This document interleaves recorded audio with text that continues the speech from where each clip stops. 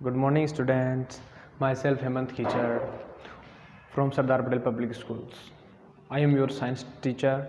We will discuss about respirations in humans. ये है class 10th का चैप्टर सेकेंड्स और उसका सेकेंड पार्ट है रेस्पिरेशंस इन ह्यूमंस।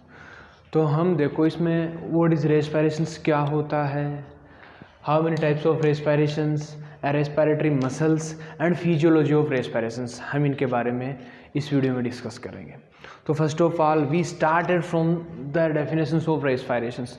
तो रेस्पिरेशंस हम जानते हैं हमारी बॉडी को कोई भी एक्टिविटीज़ करने के लिए एनर्जी की नेसेसरी होती है या एनर्जी है वो आवश्यक होती है। ये एनर्जी हमारे को मिलती कहाँ से है?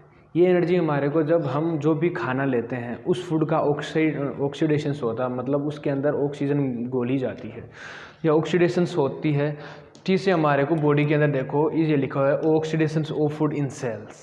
The oxidation of food release, जब फूड का कंप्लीटली ऑक्सीडेशन हो जाता है तो वो हमारी सेल्स के अंदर एनर्जी रिलीज़ करती है। तो इस टाइप की एनर्जी को हम बोलते हैं रेस्पिरेशंस। तो मैं आपको एक बार फिर से बताता हूँ। Respiration, the body needs energy for various activities. This energy is come from oxidations of food in cells. The oxidations of food to release energy in cells called respirations. I think you will understand. उसके बाद में हमने बोला कि how many types of respiration. तो second है, ये two types की रेस्पिरेशंस होते हैं, upper respiration system and the lower respiratory systems. तो अपर रेस्पिरेटरी सिस्टम में बात करते हैं तो देखो फर्स्ट ऑफ ऑल जैसे nose, mouth, pharynx and larynx, ये चार जो अपने बॉडी ऑर्गन्स हैं, इंटरनल ऑर्गन्स हैं। इस प्रकार से ये टू आउटर ऑर्गन्स हैं, ये टू इंटरनल ऑर्गन्स हैं। ये देखो अपर रेस्पिरेटरी सिस्टम आते हैं, जबकि लोअर रेस्पिरेटरी सिस्टम में वो ऑर्गन्स आते हैं जो हमारी जो रेस्पिरेशंस के इंटरनल ऑर्गन होते हैं, जैसे trachea, bronchi, bronchioles, lungs and एल्यूलाई। ठीक है, इसके बाद में हम देखो रेस्पिरेटरी मसल्स हमारी बॉडी में पाई जाती हैं, जैसे इसमें बोलते हैं जैसे अपने यहाँ पाया जाता है डायफ्राम होता है और ये इंटरकोस्टलिस मसल्स पाई जाती हैं। तो सबसे पहले हम स्टार्ट करते हैं रेस्पिरेटरी ऑर्गन्स के जो फर्स्ट पार्ट है उससे, जिसका नाम है नोज़। नोज़ के अंदर देखो क्या वजह, नोज़ के अंदर हेयर पाए जाते हैं जो क्या करते हैं, एक साथ में हेयर के साथ में एक म्यूकस ग्लैंड्स पाई जाती है। जो हेयर प्रेजेंट होते हैं, जो हवा के अंदर जो प्रेजेंट रहने वाले पार्टिकल्स हैं वो हमारी रेस्पिरेटरी ट्रेकिया के अंदर आगे के प्रोसेस में एंटर होने से उसको फोरबिडन कर देते हैं। फिर देखो इसके बाद में अपना सेकेंडरी रेस्पिरेटरी ऑर्गन होता है माउथ। जब नाक की प्रोसेस या नाक क्लोज होता है तब हम माउथ की हेल्प से भी रेस्पिरेशन हेल्ड कर सकते हैं। फिर देखो हम जैसे माउथ की बात कर ली, उसके बाद में देखो नीचे की तरफ ये एयर इंटर करती है, बाद में फेरिंग्स में इंटर करते हैं। फेरिंग्स में आपने ओरोफेरिंग्स, नेजोफेरिंग्स, ये सबसे आपने 2-3 डाइजेशन वाले चैप्टर में हमने पढ़ लिया। तो उसके बाद में देखो यहाँ पाया जाता है एपिग्लोटिस, जैसे मैंने आपको लास्ट चैप्टर में बताया था कि जब हम फूड की प्रोसेस करते हैं, जब खाना फूड पाइप में जाता है तब ये ट्रेकिया को ढक लेता है। और हम बात करें रेस्पिरेशन की, अब क्या होता है जब हम सांस लेते हैं तो ये जो एपिग्लोटिस होता है वो फूड पाइप को ब्लॉक कर लेता है। उसके बाद में हम देखो ये आती है एपिग्लोटिस से हवा इंटर होने के बाद में इंटर हो रही है लेरिंग्स में। लेरिंग्स का को अनदर नेम है वॉइस बॉक्स। वॉइस बॉक्स हम इसको बोल सकते हैं।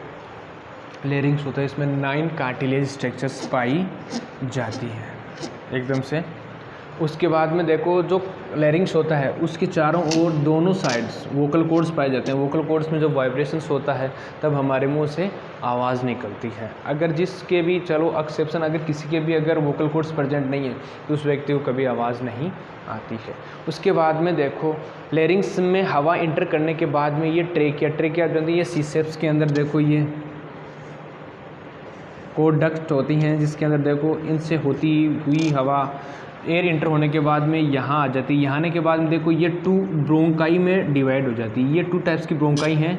इन ब्रोंकाई जो अंडर अगर इंटर करने के बाद में ये अलग अलग ब्रोंक्यूल्स में डिवाइड हो जाती हैं। देखो लेफ्ट एंड राइट दोनों साइड में पाई जाती हैं, ये अलग अलग ब्रोंक्यूल्स में डिवाइड हो जाती है। ब्रोंक्यूल्स में हवा इंटर होने के बाद में ये एल्यूलाई एक प्रेजेंट होती हैं जो ब्रोंक्यूल्स के ऊपर लगभग 20 से 30 मिलियंस इसकी नंबर्स होता है। इनमें इंटर करने के बाद में एल्यूलाई के अंदर हवा इंटर करने के बाद में ये फूल जाती हैं। फूलने के बाद में स्वेलिंग, फूलने के बाद में देखो जब फूलती हैं फूलने के बाद में हमारा जो थोरेसिक पार्ट है वो ऊपर की तरफ आ जाता है। तो ऊपर की तरफ अगर हमारा थोरेसिक पार्ट अगर ऊपर की तरफ आ रहा है तो उसके लिए रिस्पॉन्सिबल होते हैं एल्वेओलाई। ये एल्वेओलाई प्रेजेंट होते हैं जिसके अंदर हवा भरी जाती है। फिर देखो उसके बाद में आता है लंग्स। और लंग्स जो होता है वो दोनों लंग्स एक मेम्ब्रेन के द्वारा कवर्ड रहते हैं। तो उस मेम्ब्रेन को बोलते हैं प्लूरा, उस मेम्ब्रेन का नाम होता है प्लूरा। तो इस प्रकार से ये अपना एक रेस्पिरेटरी सिस्टम है जिसके अंदर अलग अलग ऑर्गन है, इनका अलग अलग स्पेसिफिक फंक्शंस है जिसके थ्रू ये पूरा मैन्युफैक्चर्स होता है।